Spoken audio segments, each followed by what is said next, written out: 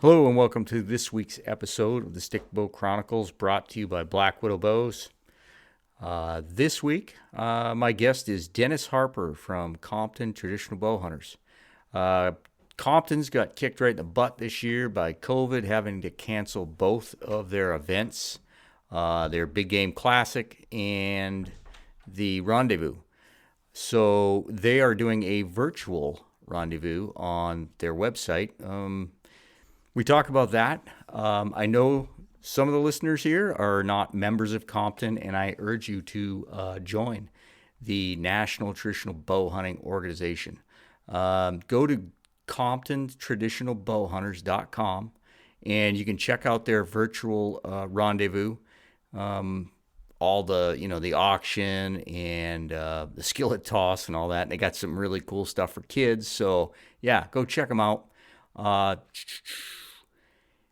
On May 29th, Monty Browning, myself, and Brian Burkhart are getting together to do a live chat on Facebook, kind of a campfire chat. What that is, again, it's to all proceeds go to Compton's, but I had to run it through my website. It's the only way my high-tech redneck brain could work. So go to the stickbowchronicles.com. Right at top, there's a banner there. Click on the banner and buy a $5 ticket to, quote-unquote, get into the show. And like I said, it's May 29th, 5 p.m. Pacific Standard Time. It's on a closed group, Facebook Live, Stickbow Chronicles Facebook Live event. So you buy your $5 ticket. I'll either shoot you an email or go on Facebook and request to be in the group. I'll, approve your request. You either be there live and you can, chat and stuff with us. Also have some killer door prizes to give away. Trophy Line Tree Saddles was quick to donate a tree saddle that will be given away. Safari Tough is giving away a bow case. Selway Archery, one of the grayling quivers. And the Footed Shaft put up two $50 gift certificates. Easy for me to say, gift certificate.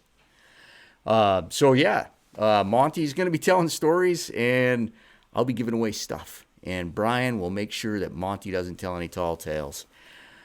So check that stuff out. Sponsors, as always, got awesome sponsors.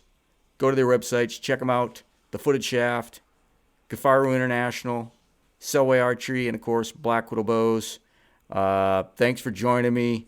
I hope to see you all there virtually. If you have any questions, look me up on Instagram or Facebook or email. Shoot me a question. Instagram, the Stickbow Chronicles. Facebook is the Stickbow Chronicles. And the Gmail is Stickbow Chronicles. So, hey, have a good one. Enjoy. Yeah, I just figured we'd roll right into it, unless you had something you wanted to discuss beforehand. No. Right on.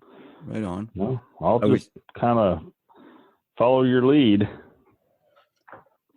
That's gotten a lot of people in trouble. Oh boy, yeah. Well, I've been there before. So you're in Missouri, right? Yeah, Kansas City. How's the COVID thing going down there? Well, today part of the city is starting to open back up. The numbers in Missouri, I think, are starting to decline a little bit. The ones in Kansas are going up, but it just depends on testing and what have you. I think it depends on which TV station you have on at the moment and how much they're trying to scare everybody, But yeah. I think we're doing pretty good. We're starting to get, some restaurants opening back up, and there's businesses starting to get back to work. So it's good. I don't know. I hope what we did was, staying at home for a couple months. Why, hopefully that keeps it at bay. We'll see. Well, yes, we'll see. Somebody told me that Connecticut, and this is completely unvetted. Somebody told me today that Connecticut has canceled school now up till November of next year. Wow, next year. Yes, maybe I should Google that before I say it. But one of the guys at work said they got a friend in Connecticut and said they had, canceled school till next year. Wow. Now I might have to edit that out because I could sound like a complete idiot there. But like I said, keep the expectations low and you won't disappoint them. Exactly. Yeah, we ought to be able to do that. I figured this would be your lowest listenership podcast of all time. So, no, you give me a scratch. What in the world's this? Let me scratch my head a little bit. I think I'll probably come up with somebody that's like the bottom of the barrel. I guess I wouldn't want. Yeah. They're like, man, what's Rob doing now? No, it's when I did one by myself early on. Or the introduction. That's the one. The worst ever. I've thought about taking that down. No. It's the worst ever. Oh my. Well, I figure not very many people know who I am. So they will. No, this is stardom right here. Aaron Snyder. Oh yeah. Yeah, he got big after being on this podcast. Yeah. Well, yeah, he also kills 100 animals a year. Oh yeah. They just die out of respect. They see him coming. I guess. Yeah, they fight over who's going to get tagged by him. Right. Obviously, I haven't got to that point yet. They're pretty good at ducking my arrows. Oh yeah. Did you? There's, man. Compton's Big Game Classic and the Rendezvous are just the tip of the iceberg. What's been canceled? I mean, so many shoots. I don't go to a lot of shoots anymore. I used to, but I was so looking forward to the Western States Rendezvous this year in Lolo, Montana. And man, so bummed. Oh, well, everything's been canceled, and it is a bummer, and I've been wanting to get out to that Western States Rendezvous myself for a long time. And with my vacation time, I finally this year just got my third week of vacation. I've got 7 years in with this company now. And so I've been doing all this the last, several years, with 2 weeks of vacation. And, oh man, when you take 3 or 4 days of vacation for the Rendezvous, and then on the years, but we have a Big Game Classic, takes another 3 or 4 days. And, if you take a couple days and go to Etar, or a couple days and go to shoot in Oklahoma or wherever, I usually end up with, 2 or 3 days left for hunting season. That's just wrong, man. Yep. I know. I remember talking to you last year. You were going into deer season. You had like 2 days or something. Yeah. And I don't think people realize what it takes, the amount of, missed family time and, just like you're talking, using your vacation to volunteer. Oh yeah. And the whole board, I mean, all the volunteers, and we, like at the Rendezvous, we just have a sea of volunteers that work up there. And, the Berrien County Sportsman's Club, those guys have a bunch of volunteers, and a lot of people are up there the whole week. They're camping out. They use it as a week of vacation, and if they're up there camping out and helping out and doing things, it's really amazing. But yeah, a lot of people don't realize how much, vacation time is spent, for volunteer organizations, across the board. It doesn't matter which organization it is, if it's Compton or PBS or Pope and Young or any of the national organizations. There's a lot of work involved in that stuff. Yeah, absolutely. Absolutely. And my hat's off to every last person that stands up and says, I'll help and do, I'll help do this, or I'll do that. I'll get on the board and spend my evenings talking on conference calls. We had a short conference call last night with the board. I think it was 52 minutes. Ooh. I think that's a record. Oh man. But it's a labor of love, for people. It's not, you certainly don't get any notoriety out of out of it, but it's kind of a duty, and people, they want to give back. And obviously I can't give back by teaching people how to successfully take animals. So I have to spend my evenings working on spreadsheets and things. Yeah, and making protect flyers, this. Yeah, protect and promote for sure. That's what we're here for. Some great memories or great times that I've had were with our local club. It's just about defunct now, but there was a time when everybody was involved and you had 130 members and you have 20, 25 people show up to a shoot, to set it up, the night before. And then you were done, you had a couple beers, we bought pizza, and, the kids were running around, and, it was fun. You didn't do it just because it was work. You did it because it was your social circle. Absolutely. I remember those days too. And we do have a local archery club, Three Trails Archery, here in Kansas City. And I think we've got around 100 members, and we'll have a pretty good turnout for a shoot, but it's kind of like, I remember, gosh, when I was right out of high school, I was vice president. Well, one of the guys that kind of took me under his wing when I was in high school, one of our teachers, he was the president of our local archery club. And, I followed him around like a puppy dog trying to learn stuff, and he put me to work, so, but it was a lot of fun. We got to have a shoot every month, and at that time, every weekend someplace was a shoot.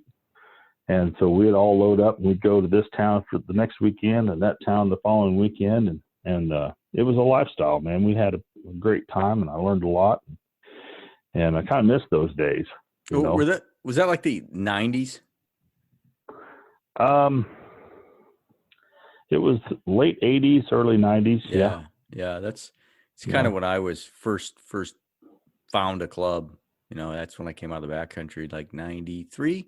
I think I went to a shoot. Yeah. Maybe it was 93. Yeah, we would have been 93. It would have been like in August. So it was the last shoot of the year, and I'd never been to a 3D shoot in my life.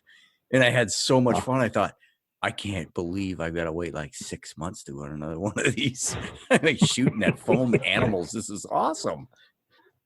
You had foam animals. That was when I first started. We had the club. We had cardboard bales with silhouettes painted on flat pieces of cardboard to shoot at. And then we really got to stepping up when we got the 2D, like 2-inch thick foam animals we stuck on there. Yeah. Oh man, that was awesome. Show my age. I was down in Rathdrum, Idaho, and at that time it was a small town. Now it's a big town now, but it was a small town then, and I didn't know anybody. And I was shooting a recurve, and nobody shot recurve. And so I was grouped with and I didn't know anybody. It was just awful. It was, shooting. I don't remember, but they probably didn't even have recurve, traditional stakes. So just wandering around shooting at 40 yards with a recurve. It's good times. Right. Good times. Oh man. Yeah, it's all good times though. Good times. Man, did you see that the Archery Hall of Fame postponed their banquet in August? Yeah, it was August. Yes. Yeah, I saw that. Man. Yeah. And and that's usually down in Springfield, Missouri, about 3 hours from here. I went to one. I think this one was going to be on, I believe the event was going to be on the East Coast for some reason. Oh, was it? Yeah, I'm pretty sure. Gosh, I should ought to Google that. I'm probably throwing out all kinds of myths. But between you and I, we can mess everybody up.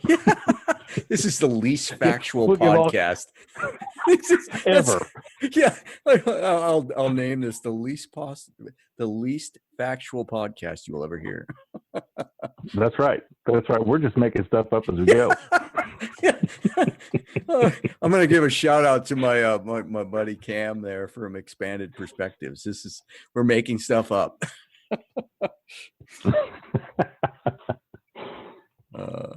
Yeah, that's a bummer, and but maybe next year I can make it to it. I would love to go to that. The Wilson brothers are being inducted. We're supposed to be inducted this year. from All Black right. Widow bows. Yeah. Yeah. I got to sit behind Dick and Carol Mock when Dick got inducted Oh, no kidding. in Springfield a couple years ago, and that was just fantastic. He was always a really, really great supporter of Compton, and it was just a special moment. And a lot of people came down from Nebraska for that, and it was just really cool to get to see somebody, get inducted like that. And of course, I got to see Fred Asbell get inducted. I think when they did their banquet at the Pope and Young banquet when it was up in Minnesota. I think that was it. This may be the other non-factual part of this keep throwing it out there. I remember seeing it. I know I did. We wouldn't want to right the ship now. No, not at all. Not at all. We'll have to talk about something I know something about, but we may have to Google something to figure that part out. I swear, for some reason, I swear it was going to be on the East Coast, and I could be incorrect, but right now I'm looking at it. It is rescheduled for that's the Archery Hall of Fame for May of next year, and it is in Springfield, Missouri. So, I just might be another example of me talking out of my butt. That's almost East Coast for you. Dude, seriously, I did say on this podcast one time Kentucky was on the East Coast, so it's just par for the course. Right. Hey, it's close enough. Yeah, when we were doing geography, I was like skipping school hunting squirrels, so I got a good excuse. Right. I met my wife in high school, so I always blame it on. Well, I blame two things on her. The reason I graduated because I was cheating off of her paperwork, and the reason I almost didn't graduate because she and I were talking, during class, and so. That's just the opposite of me, because my wife always says, if I knew you in high school, I would have never married you. Right. That's probably what my wife is saying now. She's like, if I'd have just known. But on the other hand, I could look up some of the old teachers I had and say, I talked a lot, but look where it got me. Mm-hmm. Right. Look at me now. Yeah. That Dick Mock, you mentioned Dick Mock. Now, I was looking at, to jump forward, I was looking at Compton's virtual or the auction, and there is a hunt at Dick Mock's place. Tell us about that. Yeah. I mean, we're getting ahead of ourselves, but that was pretty cool. Well, that's fine. Yeah, and you just about said everything I know about it. I mean, Carol donated the hunt, and it's there at the Plum Creek cabin, which, everybody that's anybody's hunted there. I mean, she said whenever everybody that's hunted there signed the curtains. So, I mean, really? Charles, Fred Bear, all those guys. And she said, whoever buys that hunt and wins it, they're going to be invited to sign the curtains, stay in the cabin. She said she might even, make some sourdough bread or those pancakes, the little Delta pancakes or whatever from the sourdough, and maybe even cook a meal or something. And and if you haven't seen some of the deer that she shot up there, you need to certainly dig into that, because that's a once in a lifetime opportunity. Yeah. Now that's really cool. Tell a knucklehead like me, where the heck is Plum Creek? I mean, there's a lot of Plum Creeks. I don't know. It's in Nebraska. Okay, Nebraska. It's out in the middle of out in the middle of nowhere, Nebraska. And I understand. I've never been there. She's invited us to come up as a board and spend the weekend, have a board meeting there or something. But it's not close to an airport. It's several hours from an airport, I guess. And it just hasn't worked out logistically. But what a cool place to go and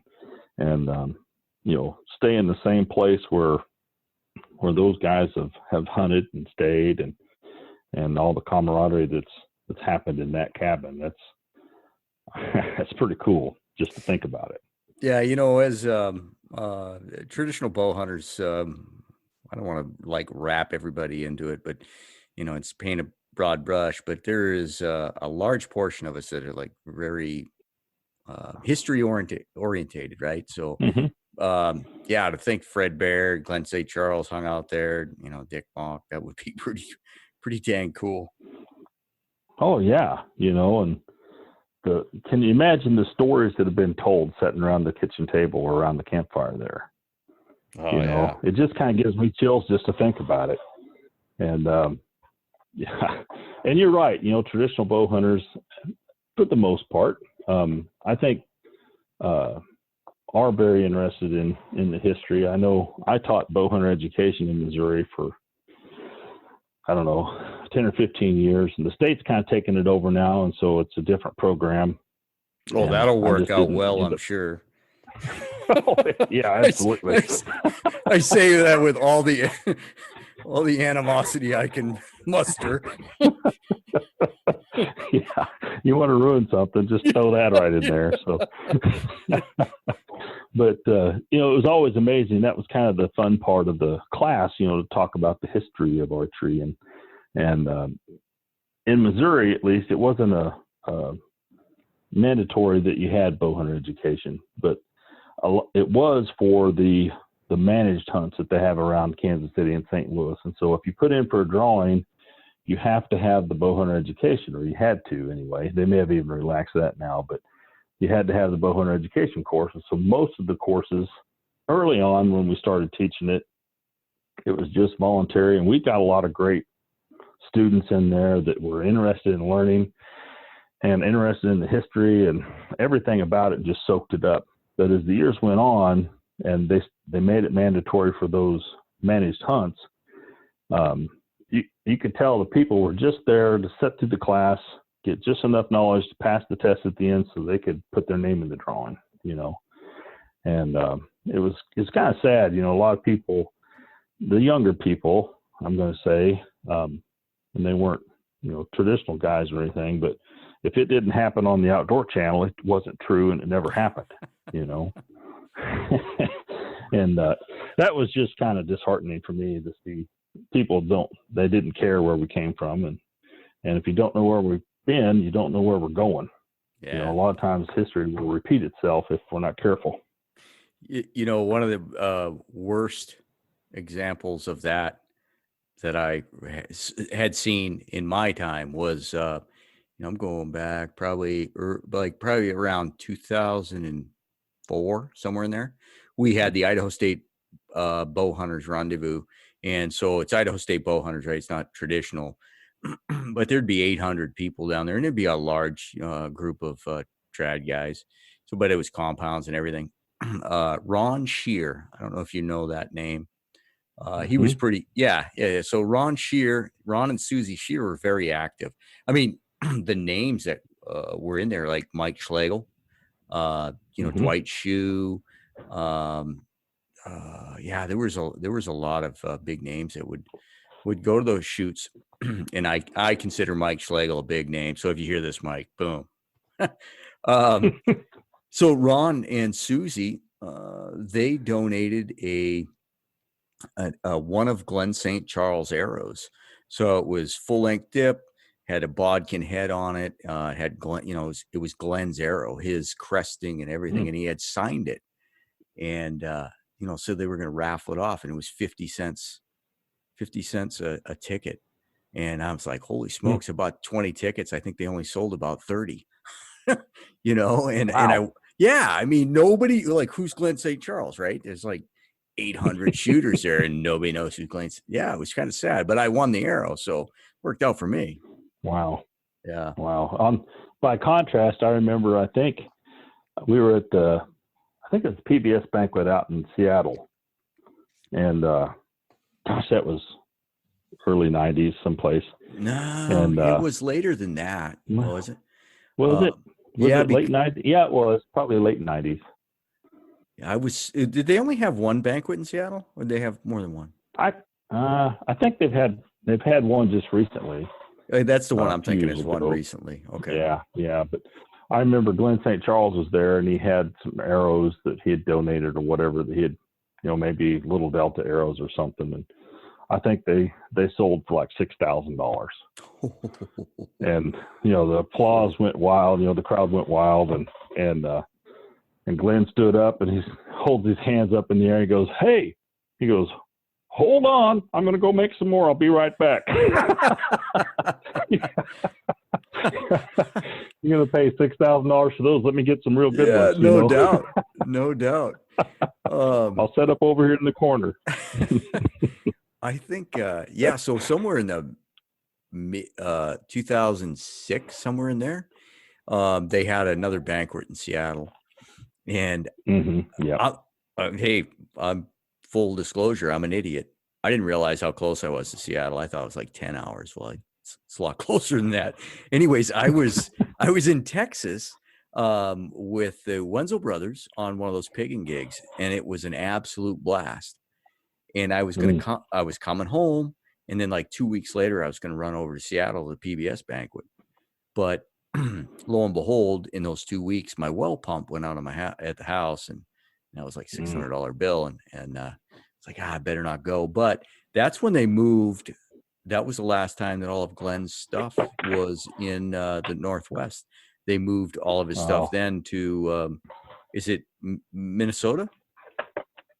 It's in Chatfield at the museum there. Yeah, and I remember going through that. It was amazing. Yeah, I really, really missed the boat on that. Yeah, I just remember going through that place, and Glenn was, you know, kind of there guiding people around and talking about stuff, and I just remember, you know, Glenn's apartment was upstairs. And as I recall, this may be, you know, fictional as well, but as I recall it, he had a catwalk balcony all the way around, and it was a clear story up to the second story, you know, and it's open up there. And he had this catwalk with handrail, and it was absolutely filled with back quivers full of arrows that had been signed by people. Oh, and it was really, I mean, that was just one of the memories that sticks out in my head. And, you know, besides the lion hide from, you know, Pope and Young days, and a lot of other cool stuff. It was just crammed full of everything you can imagine. So it was like a kid in a candy store. Would that have been an African lion from who was it? Was it Art Young? Yeah, I believe that's the Art Young African lion. Wow. The hide was in there. I didn't realize he had that. Yeah, wow. It's I think it's in the Chatfield Museum up there, the Pope and Young Museum, which if you ever get by there, it's really cool the way they got everything set up. I would love to get by there, and I would also love to get the Archery Hall of Fame. But hey, let's talk about Compton. I mean, that's why we're here. Yeah, resident of Compton. In case you forgot, let's talk about Compton. Yeah, right. In case you forgot, I get sidetracked once in a while. Oh man, are you kidding me? Squirrel. Well, yeah. I know. I'll get a little grief from the board members, like, "Hey, you talked for 30 minutes about something else, and what about Compton?" They're going to cut your wages. We get back to that. Yeah, right. They are. Yeah. So Compton, man. Nothing from nothing. Yeah.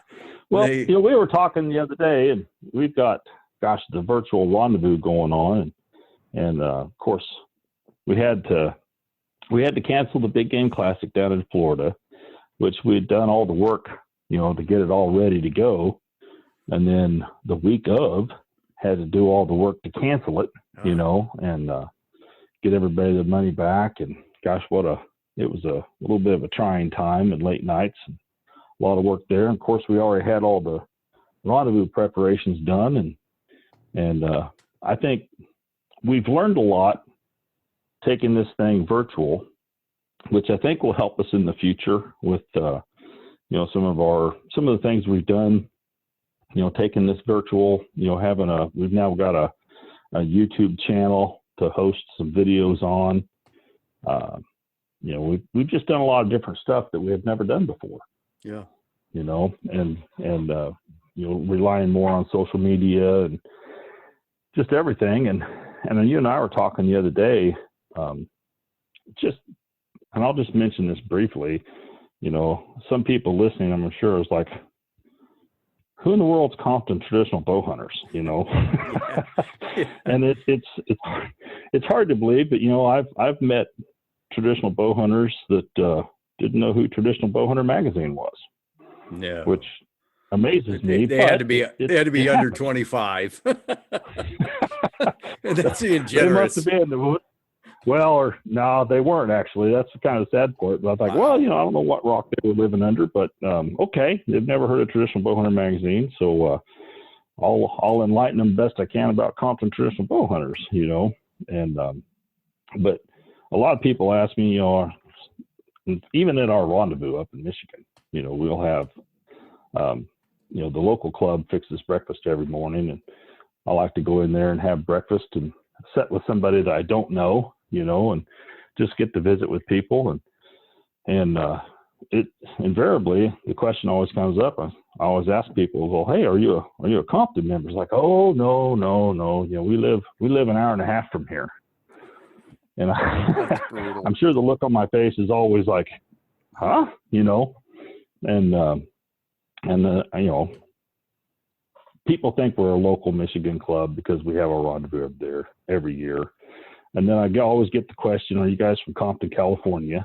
That's a pretty common one, you know. But, you know, a lot of people, and I don't know if Pope and Young and Boone and Crockett, if they had the same type of I'm going to call it a bit of an identity crisis, I think. Back in the beginning, you know, did people know who Saxon Pope and Art Young were? I'm sure a lot of people did. I'm sure more people knew who they were in the beginning than know who Will Compton was. And you know, there's a really neat article in our first ever archives book that we have about Will Compton. And TJ had written it. He was the editor of our first book, and he had written it about Will Compton and, you know, where the namesake came from. Glenn St. Charles, it was his idea to name this club after Will Compton because he felt like, you know, Will Compton was just as instrumental as Art Young, Saxon Pope, and all those guys in modern bow hunting as any of those guys. And he didn't write books. He wasn't, you know, out promoting himself or anything else, but he was very instrumental. And he always felt like that he kind of got passed over, you know, in namesake. So anyway, it was his dream to make sure that he was remembered.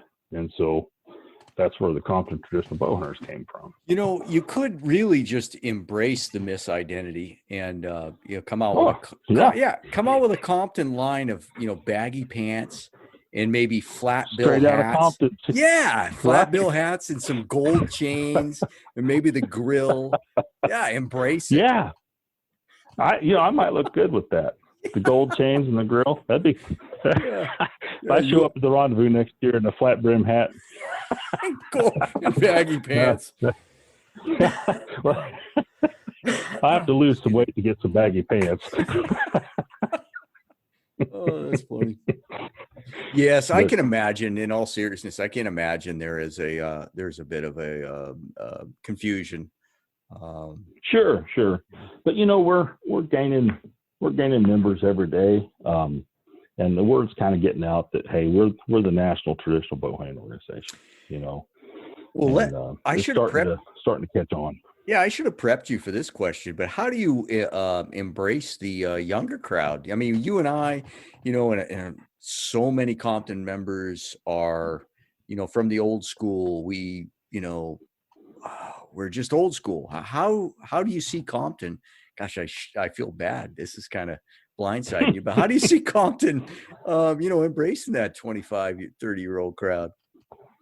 Well, I tell you, that's kind of our biggest growth demographic, sure. Right now. You know, we're seeing a lot of growth from that age demographic through Facebook and Instagram and the podcasts and things. And I think it's wonderful because if you look around, a lot of you know, if you go to a bow hunting banquet, you look around, there's a lot of gray in those beards. And we have to embrace the younger crowd. And we love it because, I mean, Compton, at our rendezvous, Saturday is our youth day. It's the kids' day, and we'll have 250, 300 young people there taking part in the shoot. And they've got them separated out in age groups, and the young guys, the little guys are popping balloons and shooting targets, and they're all doing that. But then some of the older ones actually get to do some tree stand safety, and they'll take them on a mock blood trail and just do basic woodsmanship type things with them.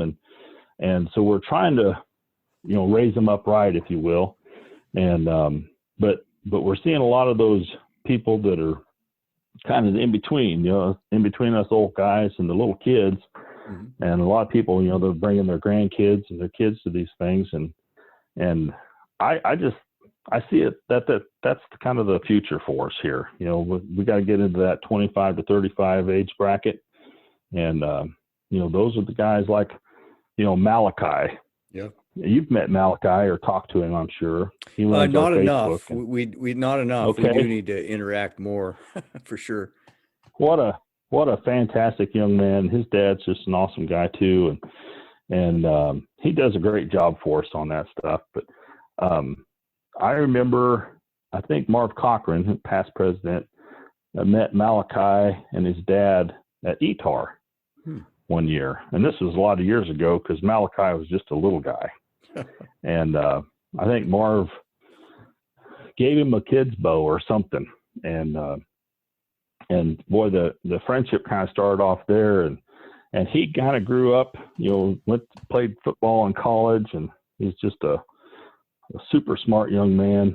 And now, he's helping out with this. And I see him as, being on the board sometime very soon. And it's kind of neat to see that progression, see a young man start out, shooting the little fiberglass bows and come all the way up where he's doing what he's doing. He's living out in your direction now. Yeah, I think he's in Oregon or something. Yeah, he's in Oregon. And but anyway, he's a super great young man, and just watching that come through, and then folks like him, they attract other people like them, and we love to see the younger crowd at the rendezvous. And the cool thing about the rendezvous, and I skip around here because my brain fires. Oh, we're good. This is all just the time. Yeah, it's like standing around a campfire. It's BSing. Exactly. But kind of the neat thing about the rendezvous is you can bring a tent, bring a cooler with some water or whatever you want to drink in there, and grab your bow and go shoot. And when you get hungry, you come back by the snack bar and grab something to eat.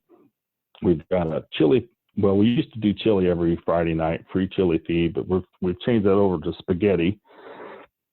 And so Friday night, there's a free meal.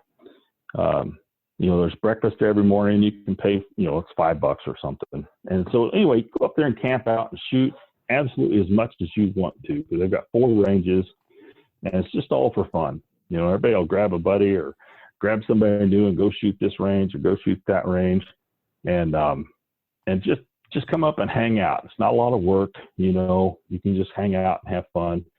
And we see several thousand people a year come through there and just enjoy themselves. And I really think, a lot of times people will get into archery and some of the younger crowd, they've grown up now with electronics, and they've grown up, everything's point and click and easy. And it seems like, I don't know, but almost everyone, not everybody, but the vast majority of the people we see that have switched over from, say, a compound to a recurve, they get to a point in their archery, I guess, career that it just gets to be maybe too easy, and they look for a little bit more challenge. And so they want to step the challenge up a little bit. And certainly traditional archery fills that bill. And, people will start out with the recurve, and they'll go, I like the simplicity. Maybe I'll go to a long bow. And next thing you know, they've got a piece of hedge or Osage or yew or something. They're making a self bow. And it's just a progression. and sometimes they go up and sometimes they go back down. But it seems like once they get into traditional, they kind of stay there, just because it is fun. And that's one of the things that traditional archery is supposed to be fun. And that's what we're doing. We go up to the rendezvous and we have fun. And I think it's very catching, Oh, absolutely. And talking about all those shoots that we used to go to, I lived in Arkansas for 3 or 4 years, and seemed like a dozen, but I lived there for no for disrespect to anybody from Arkansas. No, exactly. No, it was a neat place. I loved living there. I loved the mountains down there, and I call them mountains. They're hills, but those Ozark Mountains and the White Rock National Forest and stuff down there, trampled all over those. And my wife only lived about a mile from the archery range, and so that's what we did almost every evening. And I carried a 70-pound, 72-inch long longbow and a back quiver, but I shot every night. And I'd always keep a dozen arrows or so in my back quiver, and we'd walk the range and I'd dump a quiver full of arrows on 18 or 20 targets. And so I shot a lot. And so at that point, I could usually stack arrows at 50 yards, Really? And so I shot a lot. And even with that old clunky 70-pound longbow that I had, I did pretty good with it. And so I had a whole bunch of, always winning the tournaments and things. But where I was going with all that, as long as I don't forget, but where I was going with all that, once the shoot was over and they hand out the trophies or whatever, and a lot of times they announced the score or whatever, and my score was just as high as some of the guys shooting compounds. And inevitably, every shoot, 1 or 2 of those guys would come over and it's like, "Hey, can I shoot your bow?" It's like, "Sure." Probably not, but you can try. You can try it. But back then, 70 pounds wasn't that far out of range, Yeah. And but yeah, it was always fun. And they're like, you guys are over here just laughing and joking and hitting the targets, and we're over there really concentrating and trying to do everything, and your score was just as high as mine. It's like, yeah, well, we're just having fun, And it's kind of magic when it happens. And anyway, that's where I was going. We're having fun. Oh, yeah. Yeah, it's a good community for sure. So with the let's talk about the virtual rendezvous. It'd be awesome if we could all get together. But how are we going to do it? How are you going to do it virtually? Well, and we didn't know either. And so this is just kind of our stab at it here. And so, we thought, okay, what are all the events we have at the rendezvous? So, okay, first thing, we have the youth shoot. So I think it was Brian Burkhart was on the conference call, and he's like, it'd really be cool if we could have like one of those coronavirus things that everybody's showing on TV and have an arrow going through it or something, and make a target or make a shirt or something. And so I sat down at the computer that night and put a couple ideas and stole that coronavirus off the web someplace. And copyright infringement. Put a couple arrows through it. Somebody from China. Somebody from China is going to get after you. Hey, we made that. We made that. That's right. We made that. Oh, yeah. Well. Compton's getting sued for copyright infringement from Wuhan. Right, for giving away a target. The mayor of Wuhan is going to sue you. Right. Well, like he'll be listening to this podcast. Damn right he does. Come on. Most people that hear this will probably call me Monday. International call accepting from Wuhan, China. Yeah. So anyway, we put that target in we've got it on the website. You can print it off 8.5 by 11. We put a 4-page fold-out target in the magazine that went out the other day. And so anyway, people can, post pictures of the kids shooting the targets with their bows. If you were on the website, you probably saw we've got some awesome pictures out there. And I'm expecting several hundred more. And when several of our vendors heard about that. St. Joe River Bows, they donate a bow every year to the youth shoot, and they did this year too. So all the kids that send a picture in, they're going to get a T-shirt. They're going to get Wow. the first couple hundred. We're going to send them because they have to upload the picture, and when they do that, they're going to get a discount code for a free T-shirt. Can I stop you right there? Can I stop you right there? Yeah. Now, upload the picture. Now, didn't a picture come in the magazine? Well, the target did. Okay. So they got to upload a picture of themselves with the target. Right. Shoot arrows in the target, have their bow there, take a picture, upload that to the website. They'll get the discount code. We're going to have the T-shirts printed after the fact. So once we get all of them done, we're going to have all the T-shirts printed. And then Teresa Asbell with Asbell Wool, she's making a couple hundred like arrowhead necklaces. I saw that. That's and pretty so cool. All the kids are going to get one of those. And then we're going to mail all those out.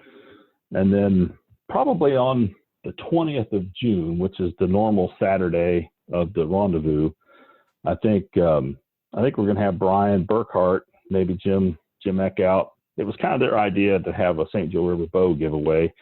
And I think we're going to talk one of those guys into doing a Facebook Live, and they're going to draw a name out of all the kids that have sent their entries in. And some lucky young man or woman is going to get a brand new St. Joe River bow. That's awesome. Sent to them. That's Isn't awesome. It? I thought that was really cool. I mean, yeah. Shoot, so a T-shirt just for shooting the target. T-shirts. Yeah. Necklaces, and they get in for a drawing for a bow. Yeah. Wow. Yeah. And the kids got to have fun. Yeah. Well, I mean, what you guys are doing is all in the throes of a crunch, right? This is late night bourbon fueled ideas we've got going on. Hey, I know. I've hung out with Burkhart and Kevin Barr and right. So we went through the schedule of events, and the next thing that popped out was like the ladies skillet toss. Yeah. And that's always a good time. And I think one of my favorite pictures that we've got from the recent years of the skillet toss is, of course, we tore up so many cast iron skillets back originally. It kind of got dangerous, and so we stopped doing it for a few years. No, the first person throws it. There's no such thing. Oh, no. If you were standing around there, you'd know what I was talking about. Yeah, I bet.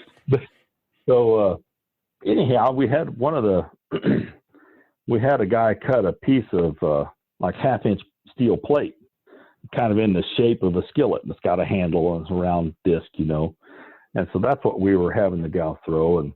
And I had since I deal with steel fabricators all the time, one of my friends that has a fabricating shop here in Kansas City made us 3 identical plates and for the ladies to throw. They're pretty heavy. They're probably 10 or 15 pounds. Ooh. And so they throw them, and we measure them, kind of like a shot put, contest. So, but I think one of my favorite pictures is of the whole thing is Carrie Doyle from Traditional Bowhunter Magazine has got like a gin and tonic in her left hand, and she's throwing this. It's like real world reenactment. Exactly. You needed somebody just running away, ducking. Right.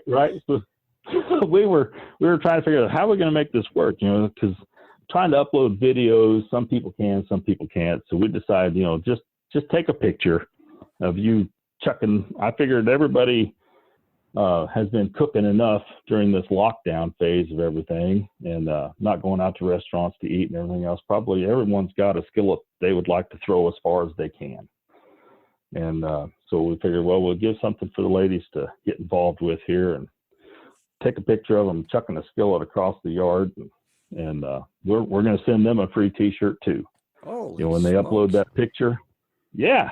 So when they upload that picture, we're gonna give them a code, and they can order their T-shirt, and that way, they can get a virtual rendezvous T-shirt.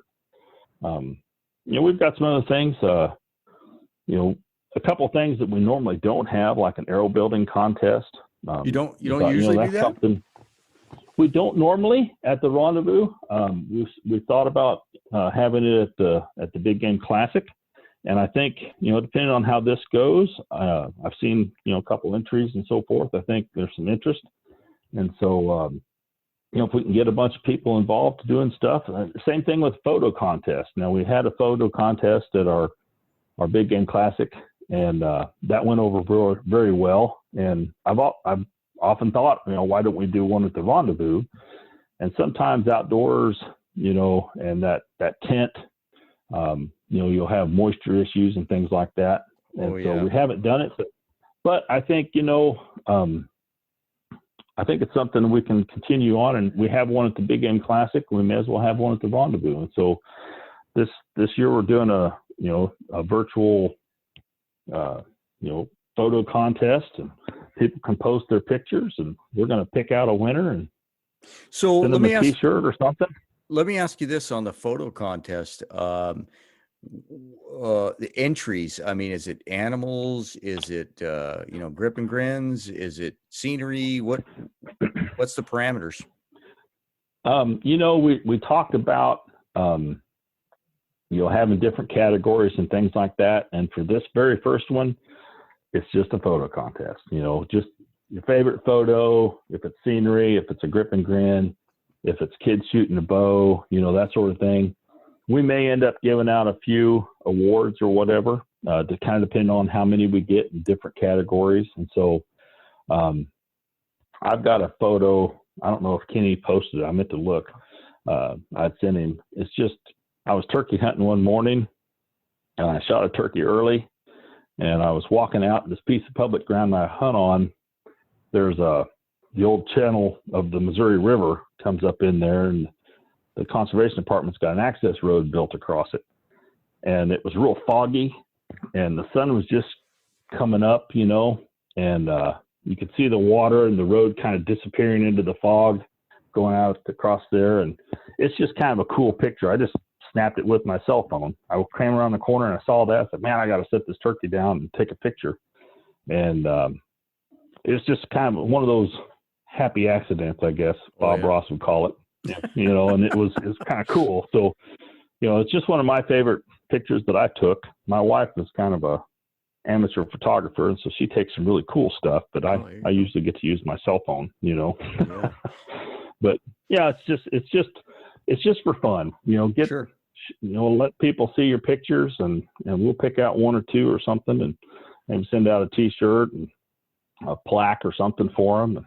I guess I need to make the plaques, but hey, I've got some time. Yeah, that's what volunteering is all about, right? So what about tell me about the virtual vendor tent. Well, we were trying to figure out some way for the vendors, because they're small businesses, and they support Compton year in and year out by coming and paying for a booth space and donating items for the auctions and things like that, and a lot of those businesses do a lot of online work to begin with, but a lot of them make their living going to these shoots. Yep. And we wanted to have some place for those with a website where, if people that normally come to the Rendezvous and shop, and they'll buy arrows and maybe test out or buy a new bow and just all the things that go along with it, we wanted to have some place where, hey, go here, you got a link to this guy's website, check this one out, check that one out. And we've told the vendors that, hey, if you have a Rendezvous special, we can put a special link up to where that's the landing page. And so when they click on the link, they go right to the landing page that's got the Rendezvous specials, or they can post specials up there or whatever. So I really encourage everyone to go check these vendors out, because, that's one of the kind of the cool things about going to the Rendezvous is it's like a kid in a candy store time, man. Yeah. You've got a 60 by 200 foot tent with vendors set up inside it. And then we've got this field for vendors that have their own tents, and trailers or whatever, like Big Jim and JP from Missouri here. He always comes up and he's got a tent and his trailer. they're selling all the stuff, and we got to keep all those guys in business. Oh yeah, because they're part of the family, for sure. And so we want to make sure that they're able to get their name out, and because their businesses have to be suffering a little bit because of all the shoots that have canceled, like we were talking earlier, and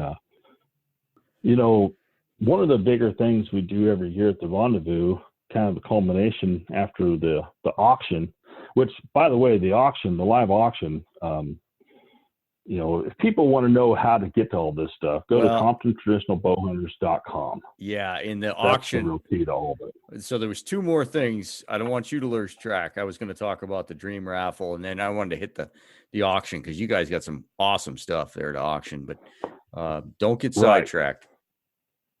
Okay, nope. I'll try not to. But we'll talk about the auction next. The dream raffle, that is something kind of unique to Compton. Every year we have a package we put together, and one person wins the entire package. And I think our 15th anniversary was the only exception of that. We had 15 different custom bows, and we went back and forth about do we have one winner get 15 brand new bows? Yeah, that'd be Blaine Swanson. Blaine, if you're listening, right. Blaine Swanson. If you looked in my den, you'd probably think I won it. And I don't have as many as some friends of mine. I mean, so it's an illness that we all have, No. So we didn't kiss all the girls in school. We just chose which ones we wanted to kiss. Chose which ones. That's right. Yeah. That's right. But, I think that was the only exception. I think that year we gave 3 bows away, to 5 different winners. Yeah. So we'd draw a name. And so, but anyway, that was the only exception. But every year we give it away. And we are selling raffle tickets right now on the website. I think you have to go to the store and click on other items. You'll find the dream raffle package there, the flyer. I mean, it's a Wyoming antelope hunt, a new stalker stick bow recurve. There's a $500 or $600. There's a $600 gift card on there to cover the cost of a non-resident Wyoming license and your lodging while you're there. Dang. That's with Ridgemaster Outfitting. Right, Ridgemaster out of Casey, Wyoming. There. Yep. There's a 10 by 42 pair of Vortex Viper HD binoculars, an Arctic soft side cooler, a dozen arrows from True North Arrows, a hunting blind. Three Rivers gave us one of their blind chairs. We've got a day pack, a Depperschmidt, a custom Depperschmidt knife. We've got a Great Northern quiver. There's a Rhino soft side bow case in there, some antelope decoys. It's a kind of a cool package. Yeah, and then a quiver from Great Northern. Great Northern, yeah, with the Compton logo on there. Yeah. So, yeah.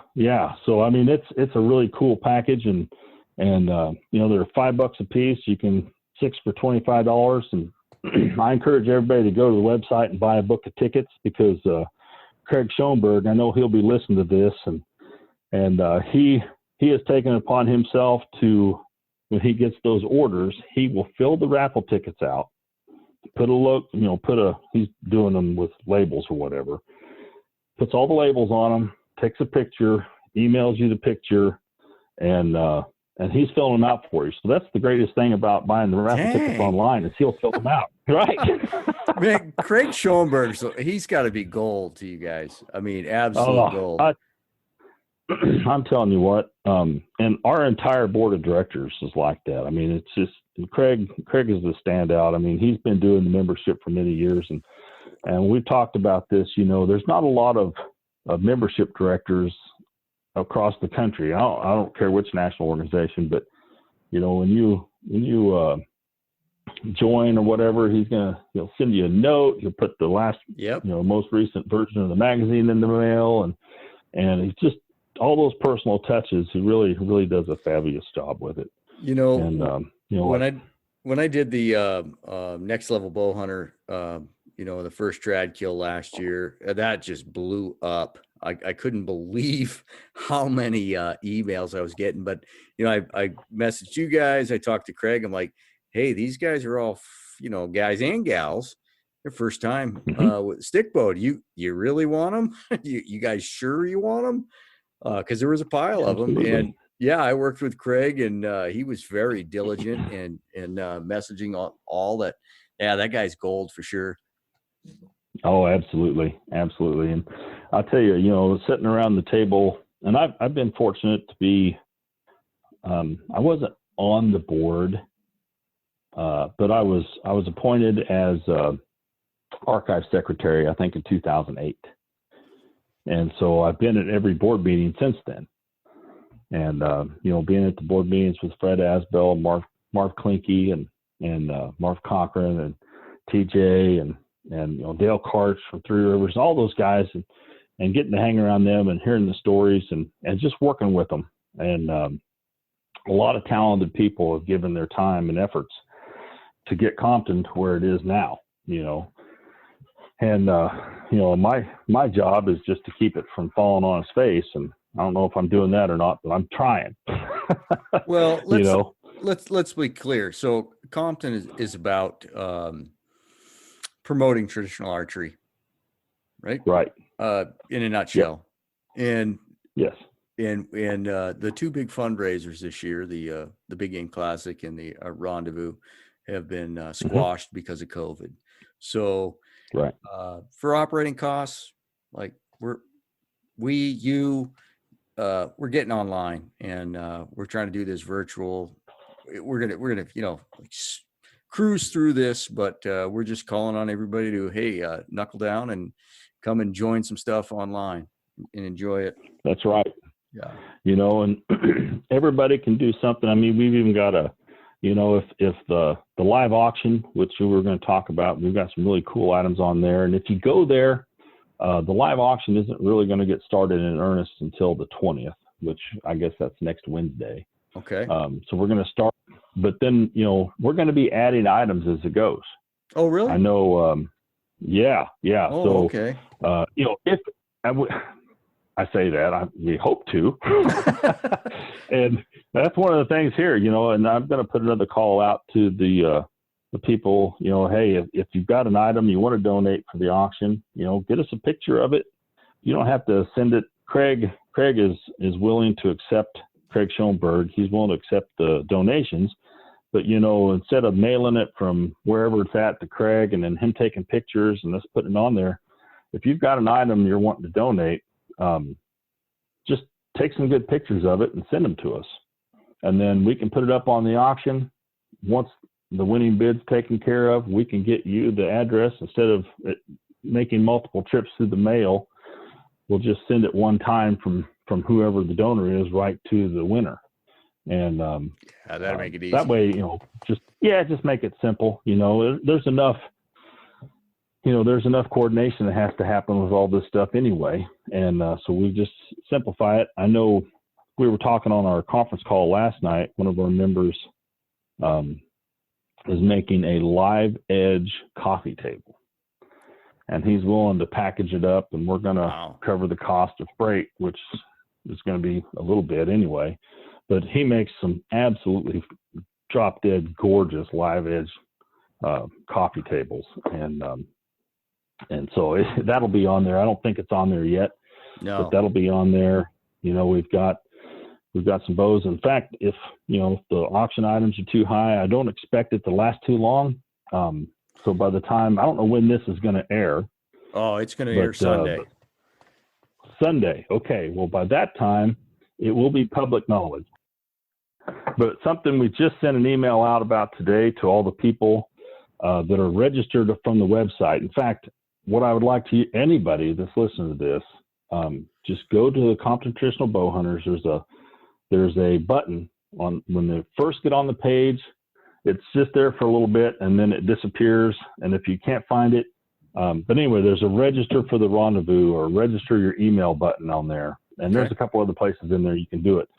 But if you get your email registered, we do these bulk emails, send out to people and keep them up to date on, the youth shoot stuff going on, the rendezvous, and it'll be used for future, big game classics and rendezvous.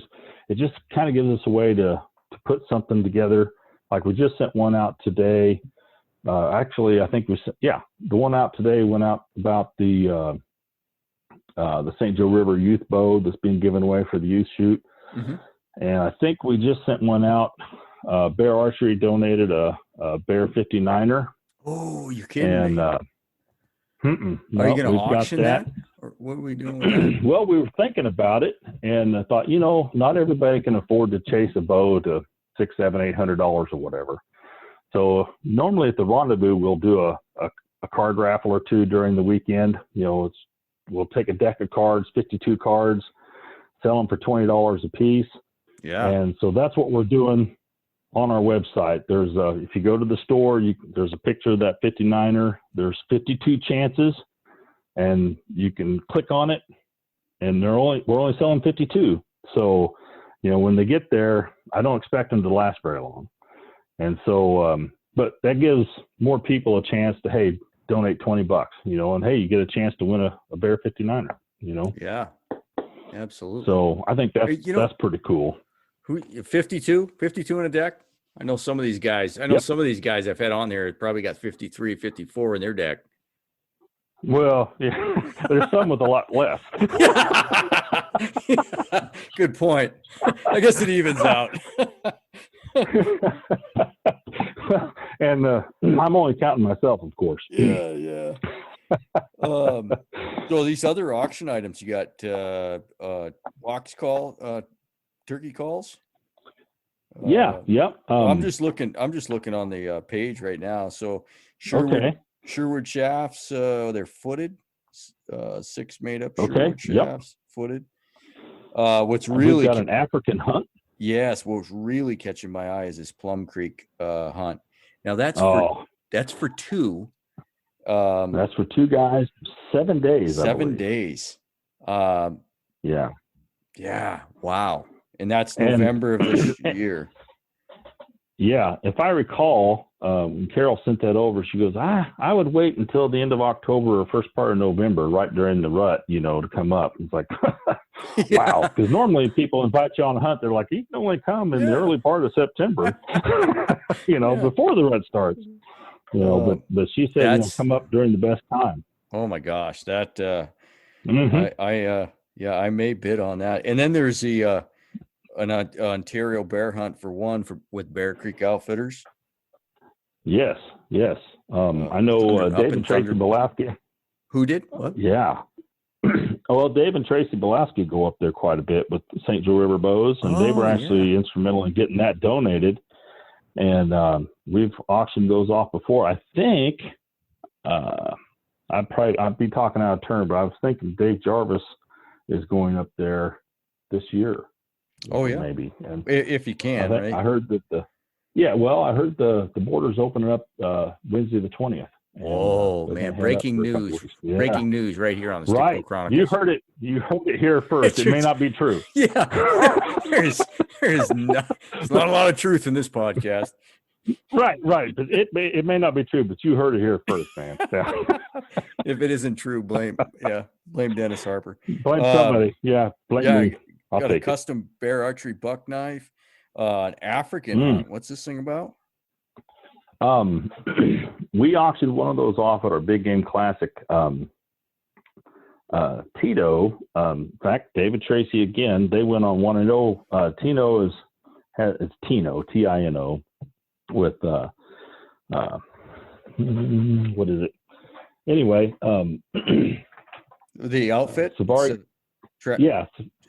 Trophy Games Safaris, South Africa. Yeah, that's it. Sorry. Yeah, I went blank for a second. That's kind of normal for me, but he donated one to our Big Game Classic in Pittsburgh. And Sam Barrett, one of our members, went on it, and he actually has a video in the we have a traditional film festival at the Big Game Classic, And since we weren't able to have that this year, sorry, I'm kind of skipping, but I promise I've got a point to this. Instead of having seminars, we're using those videos that people had given us for the traditional film festival. And so you can go on the website. We've got them on our YouTube channel. You just click on the link. You can watch the videos. And one of those videos is of his African hunt. And gosh, he got a zebra. He got some different animals. He had an absolutely fantastic time. In fact, he's going back again this year.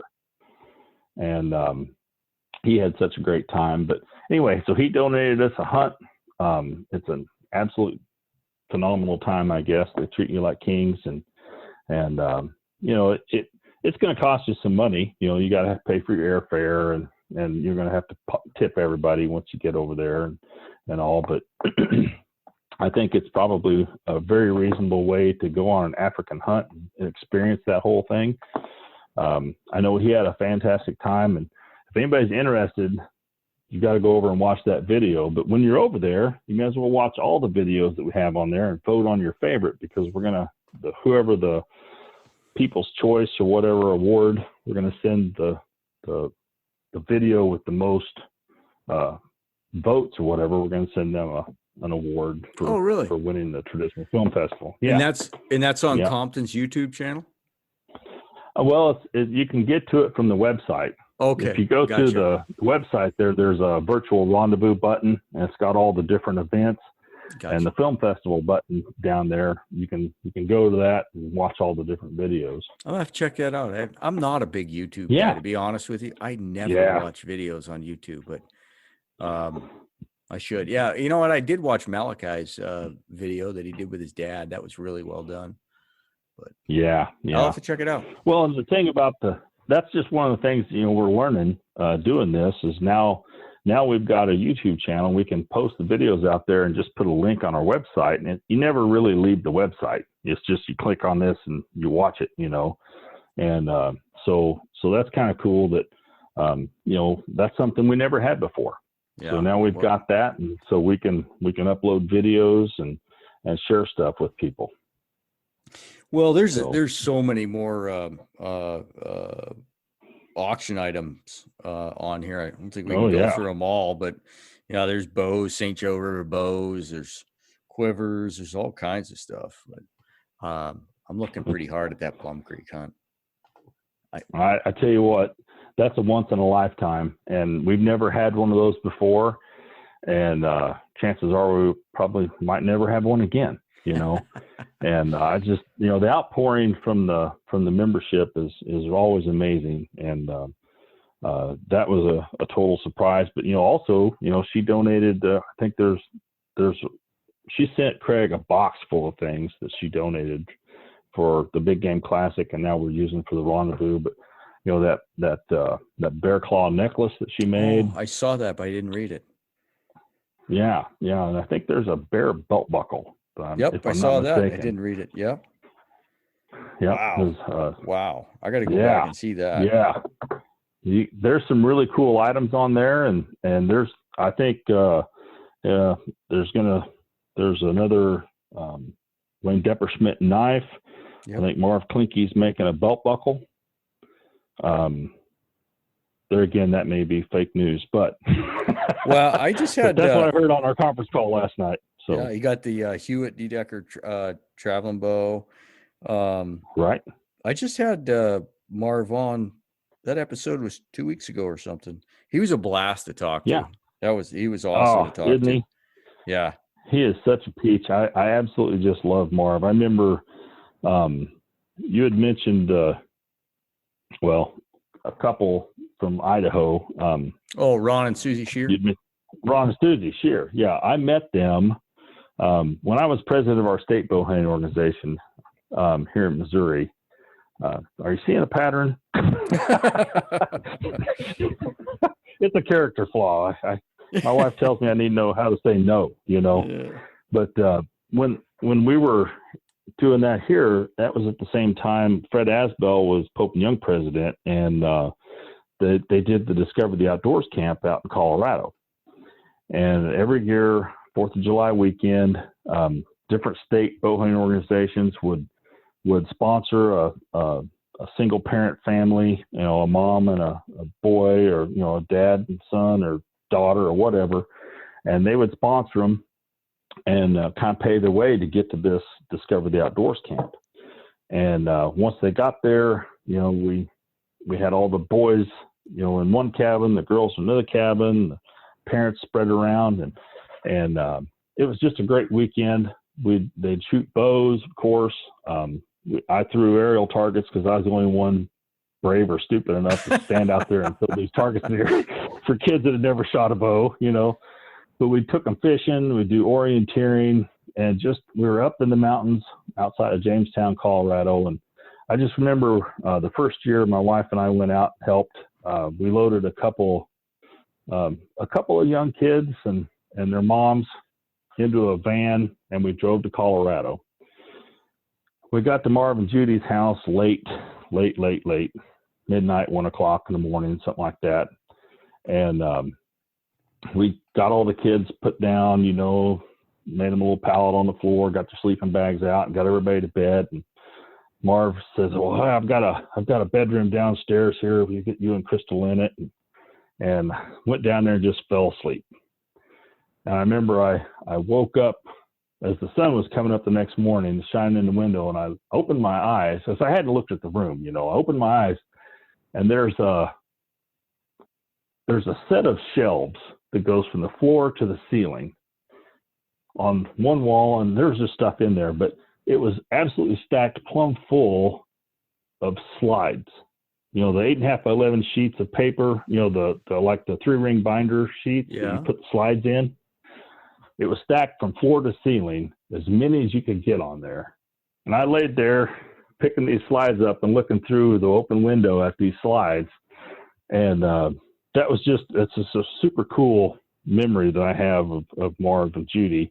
And of course, their house is like an outdoor museum, a log cabin. And they're just some of the nicest people you'll ever meet. I have just lucky to know them. And I have so much respect for people like Marv, fill in the blank. I've had the pleasure of interviewing several people, in their 70s that have just, like you have, you're not that you're 70, but they give so much, and it's not just one organization. It's it's organization after organization.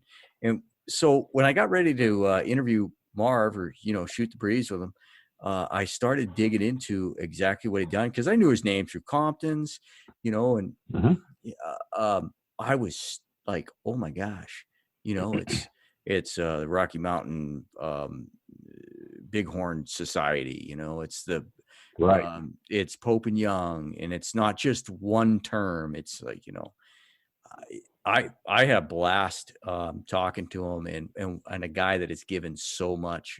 It's just, I have so much respect for that. Absolutely. And if you look around at bow hunting organizations, there's people like Marv that have helped been in and are probably the reason that we're here.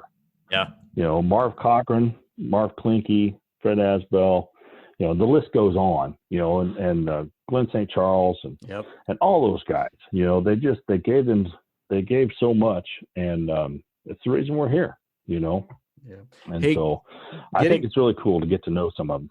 Yeah. Getting back to, I see another auction item here, Pappy Baggett antler handle knife. That's a name I recognize. Right. Baggett's. I don't know any of them, but I Yeah. see their names all the time. Right. Well, that knife, I didn't know the story, but I was told that is a knife he made from a file that he personally made over 300 self bows using. Oh my gosh. Holy smokes. So, I mean, that knife, the file that he made the knife from has got a history. Wow. So I just, and there again, the generosity of the membership is, and the traditional archery community in general is just always blows me away, and I just think it's something kind of special. So So I'm just happy to be here. I'm just nobody. You're the leader of this pack. What are you talking about? I'm the leader of nobody. Yeah. So did we hit you? It looks to me like we hit everything, right? The virtual use shoot. The online I think auction. so. Yeah. And, main thing here is, if you're not a member of Compton, guys, if you shoot a longbow, recurve, self bow, join the organization. I promise you, come to a function, come to the rendezvous, make it to one of the big game classics or something, get around some of these people, and you'll have a great time and rub shoulders with some folks that, you can learn something from. And I see people all the time posting on Facebook, how do I do this or how do I do that? You know what? Come to the rendezvous. There's 2,000 people there that'd be happy to show you how to do it, and take you out on the range and help you. Well, it's just amazing. Yeah, don't ask me. Right? I get people asking me questions. Don't ask me. I'm out there having fun. There's guys that ask. I'm not one of them. Right. I'm not either. Yeah, I get messages all the time. I just do it. Yeah, refer them to Randy Cooling or Aaron Snyder. Hell, I don't know. Exactly. Let her rip, man.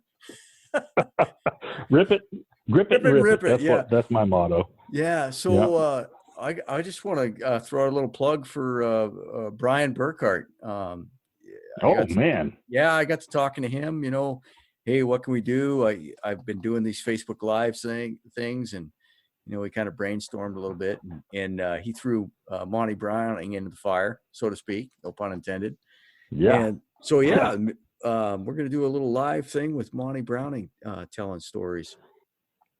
Right. And hey, let me throw some kudos your way too. So you guys were talking about that, and you took it upon yourself to say, hey, what if we charge $5 and we give away some door prizes? And I will get you a list, but I figured we ought to put together a kind of a Compton starter pack, a 1-year membership, a first edition archives book, a hat, maybe a shirt, I don't know, whatever we got, and for a door prize. I imagine a lot of the people listening will be Compton members, but you know what? They can give it to somebody. Oh, yeah. If they win that as a door prize, but you went above and beyond, and for that I appreciate you. Oh, you bet. And people, and and I don't know if anybody listened to this has never not heard Monty Browning talk, but if they and to see him talk, can I tell a really quick story? Yeah, absolutely. I know we've only been on here an hour and a half, and you're probably easy. Shut up. I'm easy. All right, so. But first time I think I met Monty, I met him in Seattle or whatever. But anyway, we had him as a speaker at one of our banquets in Missouri. And, we always, back when Jerry Pierce was alive and him and his wife were coming and stuff, and Betty always made an Afghan. And me and another gal in the club, we always chased it. We'd run each other's bids up and stuff. And I ended up with it that night. And so anyway, we got all done, and usually after the banquet and the auction and everything else was over, we'd always go back to we had a room, the hospitality suite in the hotel, where we'd have an adult beverage and piece of deer sausage or something and tell stories. And we got back there, we was having a cold beer or something, and Monty said, "Would you guys want to see some slides?" It was like we all looked at each other like, yeah. He's like, I brought a whole stack of slides. And for those of you listening to this that don't know what a slide is, he had a whole stack, probably 3 foot tall, 2 foot tall anyway, of those slide carousels. Wow. Full of slides of different hunts, because he didn't know what he was going to talk about when he got there, and he ended up talking about his brown bear, But so he had all these slides. So one of the guys went with him to help carry the slides, and I went down to the auction room and got the slide projector and brought it up to the hospitality suite. And we sat in that room and looked at slides, I think, and he told stories, and we went through slides, I think, till 3 o'clock in the morning. Oh my gosh. And his flight, he had to leave at 5 to catch his flight in Kansas City. That's good. that's the kind of guy Monty is. And I remember we're walking back down the hallway. I was kind of helping him carry all the stuff to his room. He's like, man, I got to sleep fast and get up. It was 2 or 3 hour drive back to the airport, you know. That's why he had to leave at 5. And I had that Afghan and I had all this other stuff. I said, man, I really appreciate you coming here and sharing your time and being away from Annie. Wasn't there with him. I said, take this Afghan and give it to Annie when you get home. And we had a painting made of him for a speaker gift and stuff. And Sunday night, I remember I got home and I collapsed in the easy chair and I'm just about to doze off to sleep because I am wiped out. And the phone rang and it was Monty. He goes, man, I'm sitting here, me and Annie are sitting here on the couch. We got that Afghan over us and we're looking up here on the wall at that painting you guys gave us. And we just want to let you know how much we appreciate all you guys did and everything. And it made me feel I just came back to life, you know.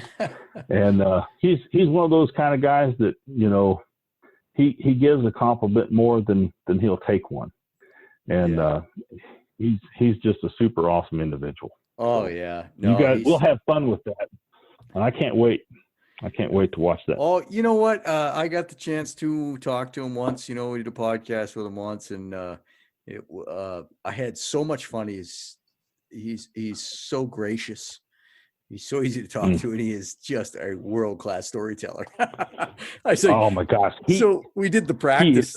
Yeah, we did the practice thing the other day, Brian and Monty and I, and I said, hey, I'm going to have a list of the ones I want to hear. I love that one about this in the cemetery when he's I won't give it away when his safety rope's hanging out the door and it keeps running over it, jerking him out the truck. Oh gosh, he's good. Oh my gosh. Yeah. So yeah, and I'm really excited about that. We're getting a good response. Good. Yeah, you know, I was really nervous until we got Monty on there and practiced, and it's going to work good. And Lord willing, there's not a big storm and I lose the internet. It'll be a good time. Right. Yeah. As long as we can't get all keep COVID our over fingers Zoom crossed. all of us. Yeah, as long as we can't get COVID over Zoom all of a sudden, and they try to shut that down. But we'll be in good shape then. Yeah. And I talked to Aaron. I think we're going to do about the same thing, maybe in June with Aaron. So good deal. Yeah, I'm gonna.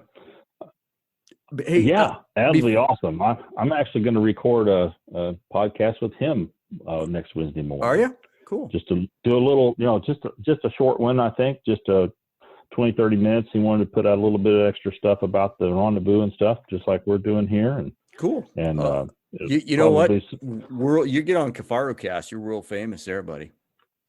Oh yeah. Yeah. It's a good thing it's on you're just listening.